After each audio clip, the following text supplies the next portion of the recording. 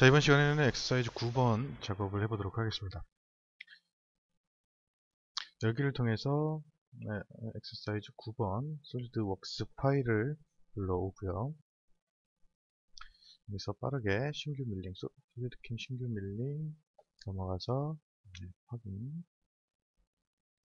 자, 포스트 선택을 해주시고요. 자, 원점은 이쪽 위쪽을 원점을 잡도록 하겠습니다. 원점 잡아주고 확인. 자, 원점 관리자도 확인. 소재. 자, 모델 클릭을 해주고요. 요 x 플러스 2, 전부 다 2를 입력을 해주고 z-만 3을 입력을 해주도록 하겠습니다. 그러면 이러한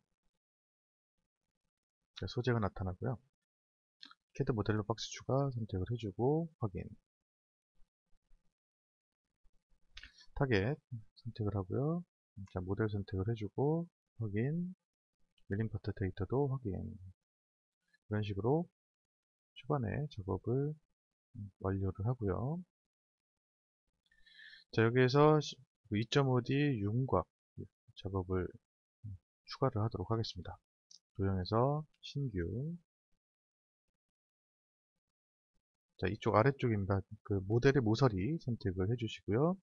자동 Z 높이 선택을 합니다. 수락하시고요.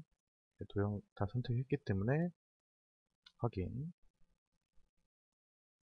공구는 밀링 공구 추가 엔드밀 선택을 해서 16파이 입력을 하도록 하겠습니다.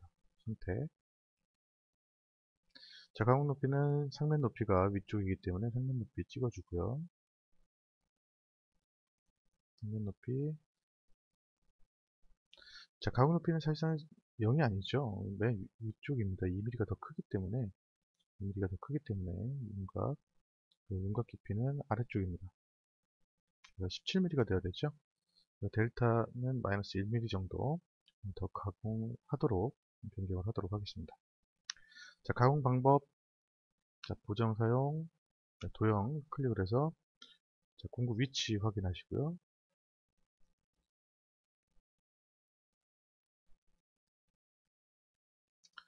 자, 그리고 자, 황삭 선택을 하고 측벽 옵셋 0.2mm, 절임량은 3mm씩 들어가도록 하겠습니다. 자, 정삭은 마찬가지로 정삭도 3mm씩 들어가도록 할게요. 자, 링크는 홀을 이용해서 거리 세팅해주고 리드인과 동일 체크해주고. 자, 이런 식으로 작업을 하면 되는데 사실상 이 매뉴얼의 순서가 좀 잘못됐습니다. 윤곽이 먼저 나오는 게 아니라 페이스가 먼저 나와야 되죠. 자, 이거는 보도록 할게요. 자, 일단은 종료를 해주시고요. 이렇게 이제 잘못됐을 가능성도 있기 때문에 자, 페이스를 선택을 합니다. 2.5대에서 페이스를 선택을 하고 신규 밀링으로 신규로 들어가죠. 그 다음에 자, 모델에서 타겟을 선택을 하고 옵셋은 3mm를 입력을 해줍니다. 모두 적용을 눌렀을 때 전체가 확장이 되는 것을 보실 수가 있습니다. 자, 여기서 확인을 눌러주시고 자, 공구는 선택으로 들어가서 밀링 공구 추가, 페이스 밀링, 직경은 100mm로 입력을 해주시고 자, 이대로만 넘어가면 그 팁 직경이 그냥 40파이기 때문에 공구는 그냥 40파이다 이렇게 인식이 돼버립니다. 이 직경하고 이게 안 맞기 때문에 다른 그 입력란을 한번 클릭을 하셔가지고 팁 직경 100파이로 변경을 해주셔야 돼요. 자, 선택. 자, 가공 높이는 상면 높이가 이 꼭지점이죠. 2mm만큼 높습니다. 페이스 깊이는 밑에 면을 찍어주면 되겠고요. 절임량 2mm 그대로 넘어가도록 하고요. 자, 여기서는 해칭이 아니고 자, 공구 파이가 100파이고 얘가 75죠. 75니까 100파이가 훨씬 큰 겁니다. 한 경로로 선택을 해주시면 되겠고요. 자, 바닥 옵셋 0.1을 입력을 하시고 자, 공구에서 그 정삭을 할 것이기 때문에 데이터에서 정삭 피드 체크를 해 주셔야 됩니다. 자, 그리고 이렇게만 말씀드리면 혹시나 안 바꾸실 수가 있기 때문에 한 500 정도, 그리고 회전수는 뭐 300이다, 뭐 이런 한천이다, 뭐 이런 식으로 이제 정삭할 때는 이 제작 조건이 들어가도록 이렇게 변경을 해 주시면 되겠습니다. 자, 한 경로 확장 더 하실 거 있으면 더 맞춰 주시면 되겠습니다. 자, 링크는 어차피 한 경로이기 때문에 링크가 필요가 없겠습니다. 저장 계산.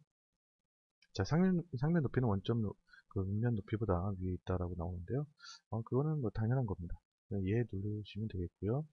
자, 원점보다 그 소재가 좀 더 크죠. 2mm가 더 크기 때문에 이런 경고창이 나타나는 거고요.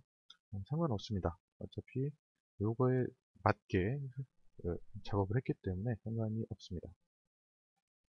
자, 그러면 이 두 가지가 순서가 바뀌었는데 이 순서를 바꿔보도록 하겠습니다. 이 윤곽이라는 데를 클릭을 하고, 자, 끌어서 내리면 윤곽이 내려오는 것을 보실 수가 있죠. 자, 그런데 깊이가 좀 다르죠. 깊이가 달라졌습니다. 페이스를 한번 쳤기 때문에, 자, 가공 높이는 상면 높이 2가 아니고 0이죠. 0으로 바뀌어야 됩니다. 그러면 모든 게 정상화되어 있는 상태고, 저림량 5mm로 변경을 하도록 할게요. 그럼 3번에 나눠서 가공을 하게 될 겁니다. 자, 저장 계산. 자, 이렇게 해서 페이스하고 윤곽 다 작업을 마쳤고요. 자, 그 다음에 추가해야 될 것이 이제 내부 포켓입니다. 포켓, 2.5D 포켓, 신규. 자, 아래쪽에 있는 다중 체인에 있는 추가 버튼을 클릭을 해서, 자, 아랫면을 클릭을 하죠. 그러면은 포켓 섬에 있는 것까지 다 체인이 잡히는 걸 보실 수가 있겠고요. 자, 방향을 잘 보셔야 됩니다. 방향, 시계 방향으로 돌고 있는지 그냥 확인하시고, 자, 공구는 선택 버튼을 클릭을 해서 밀린 공구 추가. 자, 불러줍니다. 요번에 사용할 것은 코노알 엔드밀입니다. 직경은 8파이고요. 코너 반경은 0.2. 자, 이 엔드밀을 사용하도록 하겠습니다. 선택. 자, 가공 높이는 위죠. 맨 윗면. 그리고 포켓 깊이는 포켓 밑바닥입니다. 자, 총 9mm를 가공한다. 저림량은 4mm 그대로 두시면 되겠고, 자, 측벽 옵셋은 0.2, 그리고 0.2, 바닥 옵셋도 0.2, 그리고 정상 나중에 한 번 더 작업을 하겠다. 측면 정삭을 할 때는 보정을 사용하겠다. 저장과 계산. 자, 완료가 됐습니다. 자, 툴패스를 보시면 이쪽으로 바로 진입을 하는 걸 보실 수가 있는데요. 이렇게 바로 진입을 하면 분명히 문제가 발생을 합니다.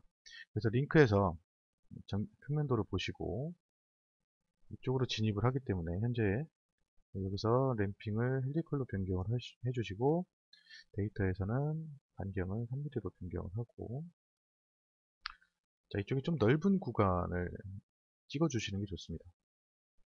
이쪽이 그래도 제일 넓겠군요. 확인. 그리고 나서 저장과 계산.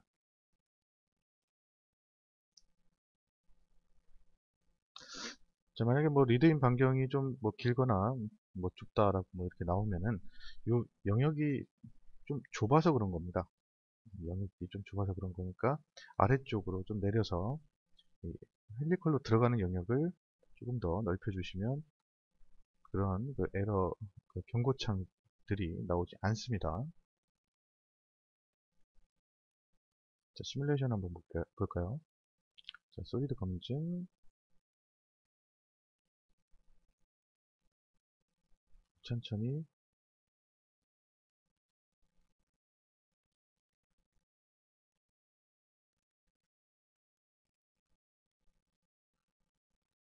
약간 위험하긴 한데 측벽을 치고 들어갈 가능성이 좀 있긴 있죠. 아슬아슬하게 피하긴 했는데 요거 같은 경우는 진입점을 이쪽 아래쯤으로 변경을 해주면 그런 위험에서 벗어나게 되겠습니다. 변경을 한번 해보도록 할까요? 진입점을 좀 아래쪽으로 변경을 해서 저장 계산.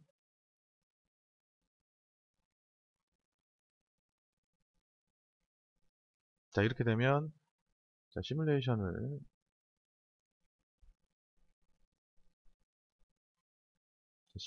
봐도 이제는 어디 칠 수 있는 공간이 안 나옵니다.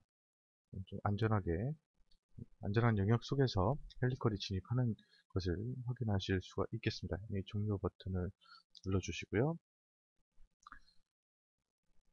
자, 그 다음에 이쪽 안쪽에 있는 구배 영상을 윤곽 형태로 작업을 하는 것을 보도록 하겠습니다. 자, 2.5D에서 윤곽 선택을 하고요. 자, 도형. 이거 같은 경우는 자, 다중 체인에서 추가. 자, 윗면을 그냥 바로바로 찍어 주시면 되겠죠. 확인. 이것도 확인. 자, 여기에서 자, 이 방향이 문제가 있습니다. 자, 방향이 현재 하향으로 작업을 하게 된다고 한다면 공구가 분명히 안쪽에 있게 되는데 이 방향을 항상 잘 보셔야 됩니다. 자, 공구 선택은 3번에 있는 8파이 코너 R 엔드밀을 사용을 하고요. 가공 높이는 자, 찍어주면 되겠습니다. 커서를 놓고 포켓까지 잡아주면 되겠고요. 자, 여기서는 공구 왼쪽으로 되어 있는데 도형을 선택을 해서 자, 공구 위치가 어디 있는지 확인을 해야 됩니다. 안쪽에 있죠? 이건 바꿔줘야 된다는 얘기입니다. 얘를 반전, 반전 이런 식으로 변경을 해줘야 정확하게 나온다는 거죠. 자, 여기서는 절임량을 좀 촘촘하게 주도록 하겠습니다. 0.1 정도. 자, 이거는 3D 가공과 거의 흡사하기 때문에 형상 가공이죠. 3D 형상 가공과 흡사하기 때문에 촘촘하게 내려가면서 정삭을 해야 되는 겁니다. 그래서 0.1의 절임량을 가지고 고급 탭으로 넘어가면 측벽 경사 각도라는 그 항목이 있습니다. 이걸 클릭을 하고 측벽 경사 각도 체크하고요. 자, 외측 측벽 경사 각도 같은 경우는 8도입니다. 자, 위에서 아래로 할 것이냐, 아래에서 위로 할 것이냐, 그거를 확인을 하시면 되겠죠. 그런데 이거 같은 경우는 위에서 아래로 하게 되면 초반에 좀 많이 깎아 먹습니다. 그래서 아래에서 위로 작업을 하시는 게 조금 더 안전할 가능성이 높죠. 보도록 하겠습니다. 툴패스를 보게 되면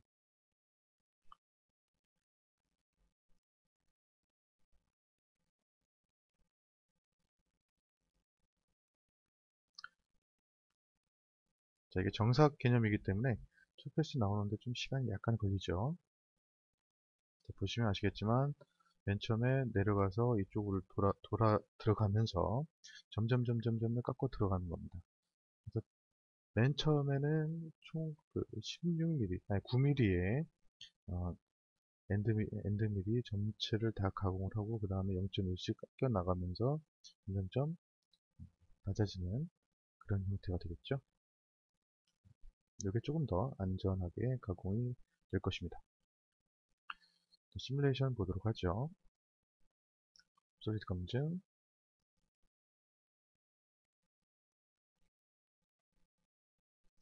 자, 아래에서 위쪽으로 점차 만들어 나가는 것을 보실 수가 있겠습니다.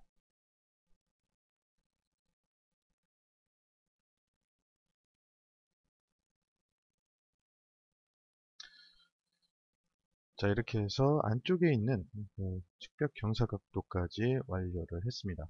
예, 다음에는 T슬롯 있죠? 이쪽 옆에 있는 T슬롯 보도록 할게요. 2.5D에서 T슬롯. 자, 도형은 하얀 가공으로 할 거기 때문에 방향은 이쪽 방향. 자, 열린 체인으로 하나 선택을 하고요. 반대쪽으로 돌려서 이쪽도 마찬가지로 저쪽 방향으로 가도록 체인을 열린 체인으로 2개를 선택을 해줍니다. 확인. 자, 공구 선택 버튼 클릭을 하셔서 밀린 공구 추가. 자, 여기서는 자, 홈 밀링을 선택을 하면 되겠죠. 홈 밀링을 선택을 하시고요. 직경은 36파이. 자, 요거까지 요거하고 그리고 이 CL이라고 되어 있는 가공 길이 요게 중요합니다. 3mm죠. 3mm로 사용을 하도록 하겠습니다. 선택. 자, 가공 높이는 상면 높이가 등각도로 돌려놓고 평면 높이가 이쪽이 되겠습니다. 여기 커서를 놓고 여기를 찍어주고요. 슬롯 깊이는 아래죠. 자, 여기다 커서를 놓고 아래 선택을 해주면 되겠습니다. 그럼 총 6mm의 슬롯 깊이가 되겠습니다. 자, 가공 방법으로 넘어가서 자, 도형을 선택을 해서 항상 확인을 해주셔야 돼요. 좀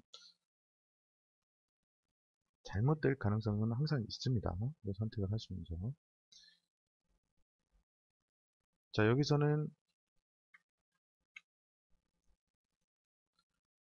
자, 황삭과 정삭을 다 사용을 하도록 하겠습니다.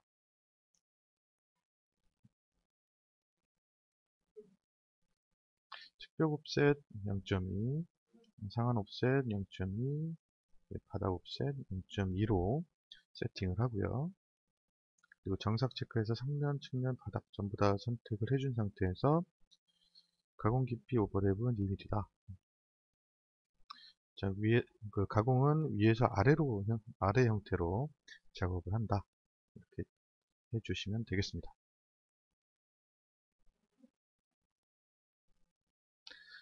자, 이대로 작업을 하게 되면 여기가 바로 그냥 이쪽으로 진입을 하게 됩니다.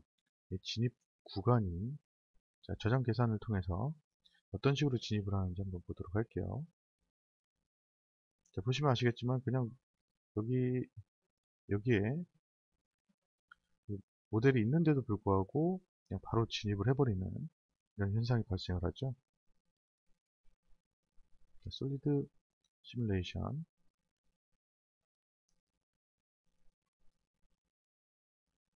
자, 이대로 그냥 충돌이 돼버립니다.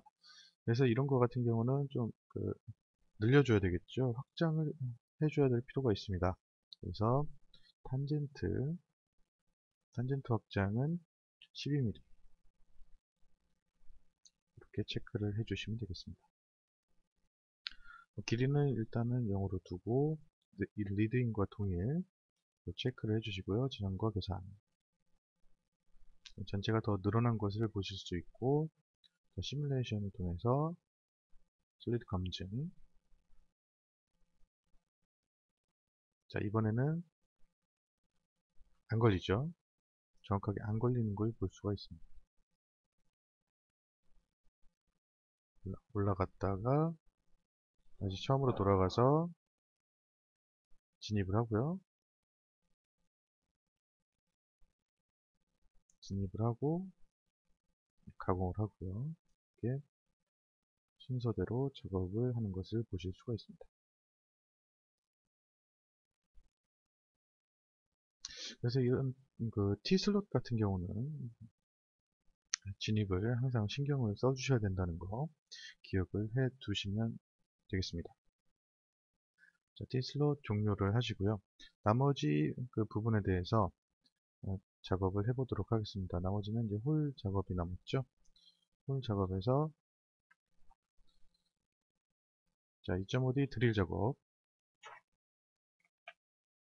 자, 여기서 신규 선택을 하시고요. 자, 윗면을 바로 선택을 해주면 바로 이렇게 드릴 중심점을 잡아주는 것을 보실 수가 있습니다. 확인. 자, 공구는 첫 번째로는 이제 스팟 드릴을 선택을 하도록 하겠습니다. 스팟 드릴. 자, 여기에서는 12파이짜리를 사용하도록 할게요. 자, 선택. 자, 가공 높이입니다. 가공 높이 같은 경우는 이런 방법에서 주로 이제 사용했던 게 직경값입니다. 직경값을 사용을 해 왔었죠. 자, 직경값에서는 드릴 깊이가 반드시 이 표면 0이 되어야 됩니다. 그러니까 상면 높이와 같아야 되죠. 이거는 센터 드릴 플러스 못따기가 되는 거기 때문에 상면 높이 0이 되어야 되고, 거기에 직경값을 선택을 해서 6.3만큼 만들어 주도록 하겠습니다. 아니면 직경값이라는 이 부분을 클릭을 해서 요거를 클릭을 해주면 반경이 3.15가 나와서 6.3이 바로 들어가는 것을 보실 수가 있어요. 자, 가공 방법은 G81 그대로 사용을 하시면 되겠고요. 지정과 계산. 자, 그리고 이거를 저장 복사를 바로 합니다.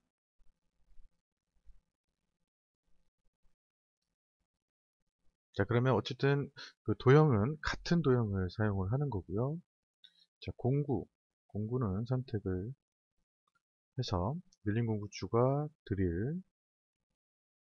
자, 직경 부분인데 직경을 굳이 여기서 계산을 통해서 찍어줄 필요는 없고요. 똑같습니다. 여기에 커서를 놓은 채로 이 홀의 안쪽을 클릭을 해주면 홀 크기를 자동으로 인식을 합니다. 바로 선택을 해주시면 되겠고요.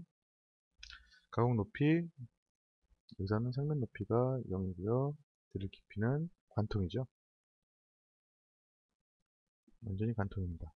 자, 델타는 마이너스 1mm만큼 맞춰주고요. 전체 직경이 관통을 할 겁니다.